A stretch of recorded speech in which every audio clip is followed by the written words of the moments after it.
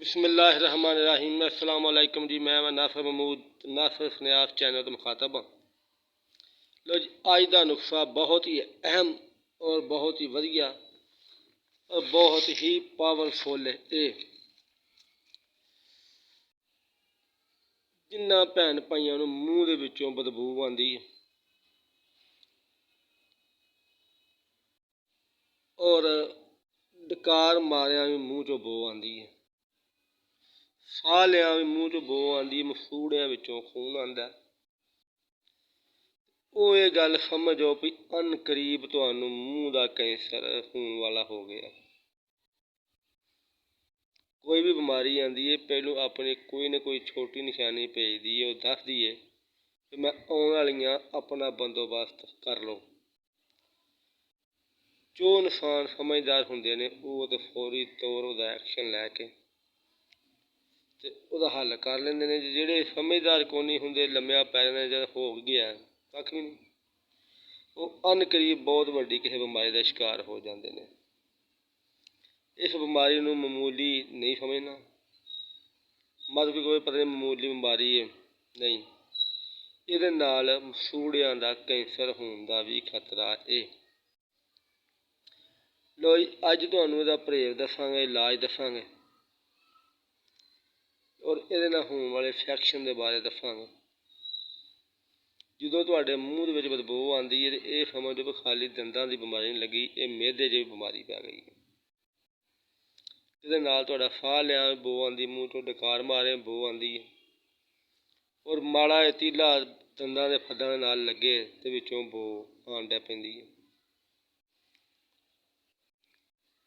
ये बो यकदम एक दिन च आउणी शुरू नहीं हुंदी, मतलब कोई कहे बई शामी सुत्ता ते सवेरे उठिया बो, नहीं ऐसा हरगिज़ नहीं हुंदा।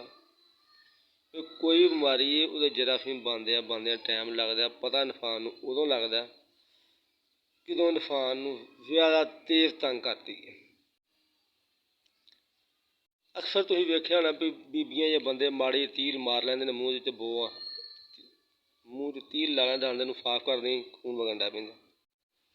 हालांकि उन्हां नूं इस गल दा इलम कोई नहीं हुंदा भी ये हुंदा की पिया, की मसला। वो बस ये समझदे ने बस दाड़ दे विच गोश्त दा टुकड़ा फसेआ, कड्ढन लगे खून निकल गया। नहीं बई, ऐसा हरगिज़ नहीं।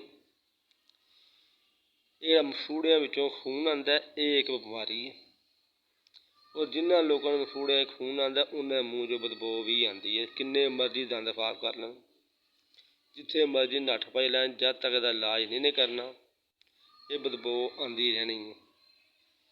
ते मेदे तो शुरू हो के ते मूँह तक पहुँचदी बीमारी। लो जी, इहदा इलाज भी दसने, इहदा परहेज भी दसने। इंशाअल्लाह 10 तो 15 दिन तुसीं करना है, शिफा मेरे मालक देनी है। नुस्खा सही असीं दसांगे। इहदा बहुत ही आसान जिहा नुस्खा जे, कोई लम्मा चौड़ा खर्चा भी कोई नहीं भी इन्ने वाले पैसे लगने, कोई पैसे पूसे नहीं एड्डे लम्मे लगने, थोड़े जे पैसे ते नुस्खा पावरफुल। इहदे विच तुसीं लैनी है देसी जवैन 40 ग्राम, सौंफ देसी बरीक होंदी है सौंफ, कि ज़्यादा हरी होए कि चाह वो नहीं लैनी, कि माड़ी माड़ी पीलापन मारदी होए सौंफ वो लैनी है, क्योंकि जी बहुती हरी होंदी वो पुरानी रंग चाढ़िया होंदा। कि माड़ा हल्का जिहा पीला रंग मारेगी सौंफ वो लैनी है, साफ लैनी है, सुंघ के चेक कर लैनी कि खुशबू अच्छी आंदी वो लैनी है। लो सौंफ 20 ग्राम, जीरा सफेद 20 ग्राम, पुदीना 20 ग्राम, गंधक आंवला सार, गंधक आंवला सार 40 ग्राम। तो जी चीज़ां 5 ने, इन्हों कुट कट के वधिया करके कि शीशी पा रख लेना। अद्धी चमची सुबह खाना खाने तो अद्धा घंटा बाद, अद्धी चमची शाम को खाना खाने तो अद्धा घंटा बाद। जिन्ने दिन दवाई खानी है दवाई के नाल परहेज लाजमी है। ज़्यादा ठंडा पानी नहीं पीना, बोतल किसी तरीके की नहीं पीनी, क्योंकि खाली मूँह दे विच बीमारी नहीं, ये तुहाडे मेदे दे विच बीमारी है। मैं देखो दंदां की बीमारी लग गई, नहीं ये बीमारी मेदे च बाहर आती है।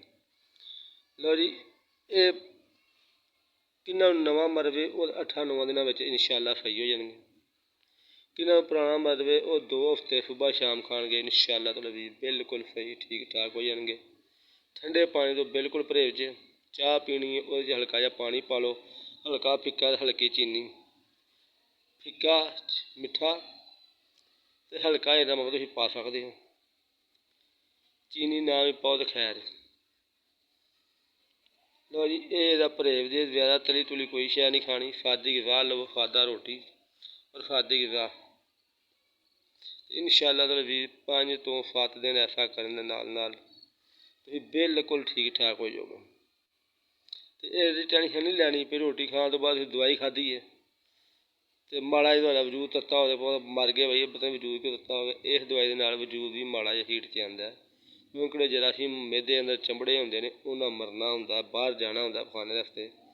ਏਡੇ ਮੇਰੇ ਭਰਾਵੋ ਟੈਨਸ਼ਨ ਨਹੀਂ ਲੈਣੀ, ਅਤੇ ਜਾਂ 1-2 ਦਿਨ ਦਵਾਈ ਖਾ ਕੇ ਇਹ ਨਹੀਂ ਕਹਿਣ ਡਿਆ ਆਪਣਾ ਵੀ ਰਮਾਨ ਨਹੀਂ ਆਇਆ। ਰਮਾਨ ਇਹਦਾ ਆਸਤਾ ਆਸਤਾ 5-7 ਦਿਨ ਦੂੰ ਦਿਨਾਂ ਬਾਅਦ ਅਸਰ ਹੋਣਾ ਸ਼ੁਰੂ ਹੋ ਜਾਂਦਾ ਦਵਾਈ ਦਾ, ਅਤੇ 7 ਤੋਂ 15 ਦਿਨ ਤੱਕ ਇਨਸ਼ਾਅੱਲਾ ਬਿਲਕੁਲ ਬੰਦਾ ਸਿਹਤਯਾਬ ਹੋ ਜਾਂਦਾ। ਅਸੀਂ ਤੁਹਾਨੂੰ ਨੁਸਖੇ ਦੱਸਦੇ ਹਾਂ ਜਿਹੜੇ ਸਾਡੇ ਦਾਦਾ ਜਾਨ ਨੇ ਆਪੇ ਇਸਤੇਮਾਲ ਕੀਤੇ ਨੇ, ਲੋਕਾਂ ਨੂੰ ਕਰਾਏ ਨੇ, ਔਰ ਬਹੁਤ ਦੇ ਹਕੀਮਾਂ ਦੇ ਤਾਮਨ ਦੇ ਨਾਲ ਇਨਸ਼ਾਅੱਲਾ ਨੁਸਖਾ ਚੈੱਕ ਫਿਰ ਵੀ ਕਰਾ ਲਈਦਾ ਬਈ ਕੋਈ ਨੁਸਖਾ ਕਦੇ ਨੁਕਸਾਨ ਨਾ ਕਿਸੇ ਨੂੰ ਦੇਵੇ। ਇਨਸ਼ਾਅੱਲਾ ਵੀ ਅਸੀਂ ਵਧੀਆ ਨੁਸਖੇ ਲੈ ਕੇ ਤੁਹਾਡੀ ਖਿਦਮਤ 'ਚ ਹਾਜ਼ਰ ਹੁੰਦੇ ਰਹਾਂਗੇ। ਸਾਨੂੰ ਦਿਓ ਇਜਾਜ਼ਤ। ਪਾਕਿਸਤਾਨ ਜ਼ਿੰਦਾਬਾਦ।